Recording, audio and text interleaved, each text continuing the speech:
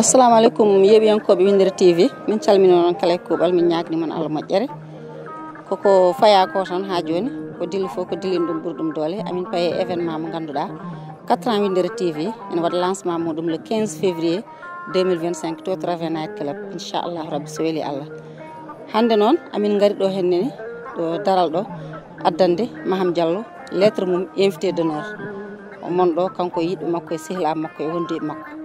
machallah kono min mbino ni tan Windere TV ala ɗo yahani Windere TV ala mo tottani micro haalde caɗele muɗum kadi eɗen mbawi wiide won caɗele kewɗe degli hen à travers Windere TV ala to yahani e dowri he surtout to aynaɓe goni to joguiɓe caɗele ndiyam joguiɓe caɗele sécurité foof ala to Windere TV yahani tawde toon jomumen hande noon ene jeeya kadi ko ɓeydi addude min ɗo hennene e oɗo hennene machallah gorko pullo jontaɗo Maham Diallo min gaddani hande lettre mum invité d'honneur 4 ans Windere mo paaɗe noon omon ɗo noon dardi machallah e yiɗɓe makko e sehilaɓe makko Maham Diallo min calminima eyyi Bal min calmitimama min calmini dendagal bandiraɓe yeeɓoɓe Windere TV ɗo ɓe goni eno ɓe goniri e koɓe goni e dow mum min jetti kadi omo ganduɗa ko balladijo men golladijo men musidɗo kadi omo ganduɗa kañum woni Oumara Doro Koumi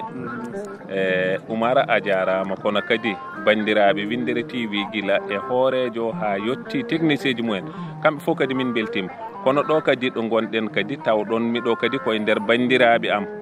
tedduɓe ɓe ganduɗa kala ko ƴettumi kadi ko minene mumen kadi ƴettitta ina jeeya hen to goto e chef de village uji taw ko jeeyaɗo toon to Gaydum wiyete ko musidɗo Abou Diallo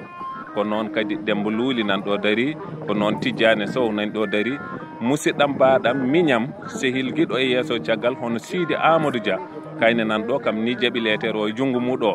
kono kadi Hammadi Bari mbo cuuɗi meɗen Mali walla leydi Mali nan ɗo woni ko noon kadi Abou Dia nan ɗon kadi woni kayne ko noon kadi ga caggalam ga kadi Oumar Doro Koumi an dari ɗo tigui ɗum noon wadde bandiraɓe foof taw kadi ko yamirore hoorejo daral ngal hono Alaji Mamadou Amadou Talla min mbimoɗon o bisimilla moɗon Windere TV kala ko ƴettuɗon ko enen kadi ƴettitu ɗum noon Allah jarama on jettama eyyi bandiraɓe musidɓe tedduɓe kono mbinomi on ni tan addunomin ɗo hen hande ko addande Maham Diallo lettre muɗum invité d'honneur on ji machallah omon dardiɗo e yiɗɓe makko e sehilaɓe makko goto foof kadi o limti inde muɗum